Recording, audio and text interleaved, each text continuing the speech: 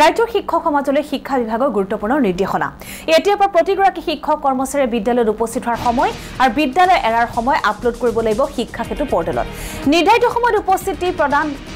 নকৰিলে কৰ্তন হ'ব দৰমহা নিৰ্ধাৰিত সময়তকৈ 15 মিনিট পলম হলে বা 15 মিনিট আগতে বিদ্যালয় এৰিলে ছুটি হিচাপে গণ্য কৰা হ'ব দিনটোত এমাহত দুবাৰকৈ বেছি দিন নিৰ্দেশনা অমান্য কৰিলে শিক্ষা বিভাগে সেই শিক্ষক কৰ্মচাৰীজনৰ বিৰুদ্ধে গ্ৰহণ কৰিব বিভাগীয় ব্যৱস্থা আৰু চৰকাৰৰ সিদ্ধান্ত সন্দৰ্ভত কি প্ৰতিক্ৰিয়া শিক্ষক সমাজৰ শুনোৱা হ'ব ভাল কথা আমি এটো ফলো কৰি আছো খালি আমাৰ শিক্ষকসকলে আহুতে গোটেই হেৰিটো কৰিছে কিন্তু যাওঁতে কিছুমানে মৰা নাছিলে এতিয়া কালিৰ নিৰ্দেশটোৰ পিছত যাওঁতে দুইটা সময়তে মাৰিম খালি আমাৰ এটা মানে সমস্যা এটা পাইছো সেই সমস্যাটো হৈছে কেতিয়াবা নেট নাথাকে আৰু স্লো হয় ইন্টাৰনেটটো স্লো হোৱাৰ কাৰণে মানে এটেন্ডেন্সটো নলয় ক্লিক নকৰে মানে মাৰি থোৱাৰ পিছতো নেটে নলয় সেইকাৰণে কেতিয়াবা 10 মিনিট 5 মিনিট এনেও দেৰি হয় নহলে আমাৰ শিক্ষকসকলে যেটো এটেন্ডেন্স ৰেজিষ্টাৰ মেইনটেইন কৰা হয় তাত তেওঁলোকে নিজস্ব সময়টো লিখা থাকে কিন্তু এই পোৰ্টেলে কেতিয়াবা মানে সেই টেকনিক্যাল ইস্যুৰ কাৰণে কেতিয়াবা মানে 5 মিনিট 10 মিনিট 15 মিনিটও কেতিয়াবা মানে ডিস্টার্ব দিয়ে নিৰ্দেশনাটো ভাল আৰু সবেই ফলো কৰিলে বহুত ভাল হ'ব আৰু আমাকো ভাল মানে এজন হেডমাস্টাৰ হিচাপে যেটো আমি কৈ থাকিলে আপুনি কৈ দিব আৰু এনেকুৱা ধৰণৰ কথাও চলিব পাৰে কিন্তু এইটোৰ ক্ষেত্ৰত নচলে আমাৰ কাৰণে খুব ভাল কোনো আপত্তি নাই আমি দিয়াত কোনো অসুবিধা নাই আমি ৰাতিপুৱা সময়ত আহোই হেতু সময়ত আমি নেও যেতিয়া এলডিএ হয় স্কুলখনৰ অফিচিয়ালি কামবোৰ আমিই কৰোঁ হেতু কাৰণে আমি অলপ সোনকালে আহোঁ হেতু কাৰণে কোনো অসুবিধা নাই কিন্তু কথা হৈছে আমিও মানে বিশেষ কামত আমি ধৰক আইএছ অফিচত যাব লগা হয় ট্ৰেজাৰী অফিচত যাব লগা হয় তাতো আমাৰ বহুত কিবা কামত অলপ দেৰি হৈ যায় সময়মতে আহিব নোৱাৰো তেতিয়া সময়ত আমাৰ দেৰি হৈ গ'লে হেতু এটেন্ডেন্সটো আমি কেনেকৈ দিম আৰু কেতিয়াবা ধৰক আমাৰ ছুটিৰ পিছতো আমি স্কুলৰ কামত আহিব লগা হয় আৰু যদি নাহো তেতিয়াহ'লে আমাৰ স্কুলৰ অফিচিয়ালি মানে কামবোৰ মানে পেন্ডিং হৈ যাব তেতিয়া হেতু কি পৰ্যায় আপোনালোকে কি চিন্তা কৰিছে কিন্তু আমাৰ বহুত হেতু ক্ষেত্ৰত অলপ অসুবিধা এটা আছে কিন্তু আমি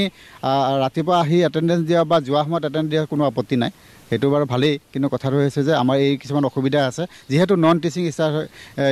এমপ্লয়িৰ কাৰণে অলপ অসুবিধা বিষয় আমি শিক্ষা বিভাগৰ যেটো পদক্ষেপ এটো আদৰণি জনাইছো কাৰণ আমি যেটো আমাৰ ইন টাইমটো আমি আজি যোৱাটো শিক্ষা বৰ্ষৰ পৰা আমি দি আহিছো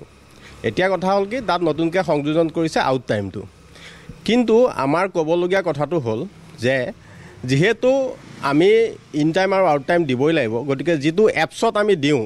সেই এপছটোৰ যথেষ্ট বিসংগতি আছে আমি চৰকাৰক আহ্বান জনাম যাতে তেওঁলোকে যেটো আমাৰ এপছ যেটো শিক্ষা হেতু এপছ হেতু যাতে আৰু অলপ মডিফাইড কৰক আৰু অলপ মানে অত্যাধুনিক কৰক যাতে আমাৰ শিক্ষকসকলৰ অসুবিধা নহয় দ্বিতীয়তে আৰু এটা কথা অৰ্ডাৰটোত আছে যে যদি আপুনি মাহটোৰ ভিতৰত 15 মিনিট দুদিন মাহটোৰ ভিতৰত দুদিন যদি আপুনি 15 মিনিট দেৰিকৈ উপস্থিত হয় আৰু 15 মিনিট আপুনি সোনকালে গুচি আহে বিদ্যালয়ৰ পৰা তেতিয়াহ'লে হাফ ডে এটো সিএল বুলি গণ্য কৰা হ'ব হেতুৰ ক্ষেত্ৰত মানে ক'বলৈ গ'লে আচলতে হেতু বিসংগতিপূৰ্ণ কাৰণ হাফ ডে সিএলটো কৰ্তন কৰাতকৈ মোৰ মতে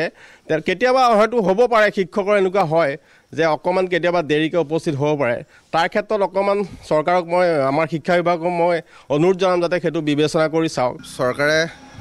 ইন টাইমটো যোৱা বছৰৰ পৰাই কাৰ্যকৰী কৰিছিলে এবাৰ আউট টাইম কৰিছে আমি সকলোৱে আদৰণি জনাইছোঁ কাৰণ শিক্ষা ব্যৱস্থাৰ পৰিৱৰ্তনৰ বাবে বা যিয়ে নহওক চৰকাৰৰ পদক্ষেপক আমি নথৈ আনন্দিত কিন্তু প্ৰথম আমাৰ সমস্যাটো আহি পৰিছে কি ইন টাইম দিয়াৰ ক্ষেত্ৰতো আমি যথেষ্টখিনি যোৱা বছৰৰ সমস্যাৰ সন্মুখীন হৈছিলোঁ আৰু বৰ্তমানলৈকে সন্মুখীন হৈয়ে আছোঁ আৰু এনে ক্ষেত্ৰত যেতিয়া চৰকাৰে যিখিনি ব্যৱস্থা কৰিছে তাৰ লগতে আমাৰ যিখিনি উপস্থিতি গ্ৰহণ কৰিবলৈ যেটো সফটৱেৰ আমাক প্ৰদান কৰিছে হেতু অলপ উন্নতিকৰণ কৰিব লাগে আৰু লগতে ধৰক আমাৰ যিখিনি বিদ্যালয়ত নেটৱৰ্কৰ অভাৱ বহু বিদ্যালয় হয় মোৰ নিজৰ বিদ্যালয়তে সেইখিনি যথেষ্টখিনি সমস্যাৰ সন্মুখীন হয় এইখিনি ক্ষেত্ৰৰ সমস্যা দূৰীকৰণ কৰক আৰু লগতে চৰকাৰে আৰু এটা তাত উল্লেখ কৰিছে যে কিবা কাৰণত 15 মিনিট যদি দেৰি হয় দুদিন তেনে ক্ষেত্ৰত সিএল গণ্য কৰা হ'ব বুলি কৈছে সেইখিনি আমাৰ ক'বলগীয়া একো নাই কিন্তু সমস্যাটো হৈ গ'ল এতিয়াও বহু বিদ্যালয় আছে য'ত নেকি কমিউনিকেশ্যন চিষ্টেমটো একেবাৰে বেয়া যাতায়াতৰ কোনো সুচল অৱস্থা নাই সেইসকল শিক্ষক শিক্ষয়িত্ৰীৰ কি হ'ব সেই গোটেইখিনি চৰকাৰে চালি জাৰি চাই এটা ভাল সিদ্ধান্ত দিয়ক